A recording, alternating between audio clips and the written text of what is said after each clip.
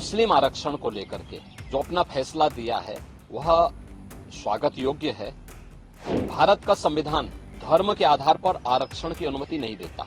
मुस्लिम जातियों को जबरन ओबीसी में घुसेड़ करके उन्हें ये आरक्षण दिया था।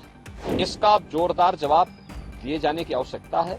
इस बार के लोकसभा चुनाव में आरक्षण का मुद्दा गरमाया हुआ है। इसी बीच उत्तर प्रदेश के मुख्यमंत्री योगी आदित्यनाथ ने आरक्षण पर बात करते हुए कहा कि कोलकाता हाई कोर्ट ने ओबीसी आरक्षण नहीं बल्कि मुस्लिम आरक्षण को लेकर जो अपना फैसला दिया है वह स्वागत योग्य है। भारत का संविधान धर्म के आधार पर आरक्षण की अनुमति नहीं देता है। पश्चिम बंगाल के मुख्यमंत्री और टीएमसी की सरकार ने राजनीतिक तुष्टीकरण की पराकाष्ठा पर चलते हुए 2010 में 118 मुस्लिम जातियों को जबरन ओबीसी में डालकर उन्हें आरक्षण दिया था। इसका मतलब ओबीसी का हक जबरदस्ती हड़प रही थी। इसी असंवैधानिक कृत्य पर हाई कोर्ट ने टीएमसी सरकार के फैसले को पलटा है और एक जोरदार तमाचा मारा है। और क्या कुछ कहा सीएम योगी ने, आप भी सुनिए। देखिए, कोलकाता हाई कोर्ट ने ओबीसी आरक्षण नहीं बल्कि मुस्लिम आरक्षण को लेकर के जो अपना फैसला दिया है वह स्वागत योग्य है। भारत का संविधान धर्म के आधार पर आरक्षण की अनुमति नहीं देता। वेस्ट बंगाल की मुख्यमंत्री टीएमसी की सरकार ने राजनीतिक तुष्टीकरण की पराकाष्ठा पर चलते हुए सन 2010 में 118 मुस्लिम जातियों को जबरन ओबीसी में घुसेड़ करके उन्हें ये आरक्षण दिया था।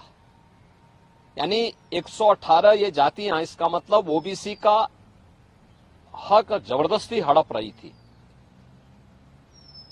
और इसी असंवैधानिक कृत्य पर माननीय उच्च न्यायालय कोलकाता ने टीएमसी गवर्नमेंट के फैसले को पलटा है और एक जोरदार तमाचा मारा है। यह कार्य असंवैधानिक था और इसको अनुमति नहीं दी जा सकती है। स्वाभाविक रूप से बाबा साहब भीमराव अंबेडकर ने भी देश के संविधान सभा में इस बात को कहा था, बार बार कहा था। आरक्षण भारत के अंदर अनुसूचित जाति जनजाति के लिए और मंडल कमीशन के बाद ओबीसी के सामाजिक और आर्थिक पिछड़ेपन को ध्यान में रखते हुए यह आरक्षण की व्यवस्था की गई थी। लेकिन धर्म के आधार पर आरक्षण की इजाजत भारत का संविधान कभी नहीं देता। और बाबा साहब भीमराव अंबेडकर ने इसके लिए बार बार देश को वार्न किया था कि धर्म के आधार पर भारत का विभाजन हुआ था। हमें फिर से कोई ऐसी स्थिति नहीं पैदा करनी चाहिए जो उस देश को विभाजन की ओर धकेले। और मुझे लगता है कि यह फैसला एक नजीर बनना चाहिए। यह फैसला जो कर्नाटक के अंदर कांग्रेस की सरकार ने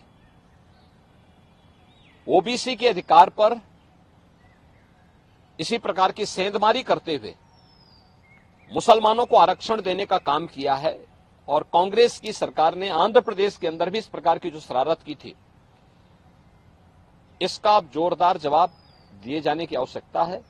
और मुझे लगता है कि किसी भी प्रकार के उस कार्य को जो असंवैधानिक हो, भारत के विभाजन की आधारशिला रखने वाला हो, भारत को कमजोर करने वाला हो, उसको कतई स्वीकार नहीं किया जाना चाहिए।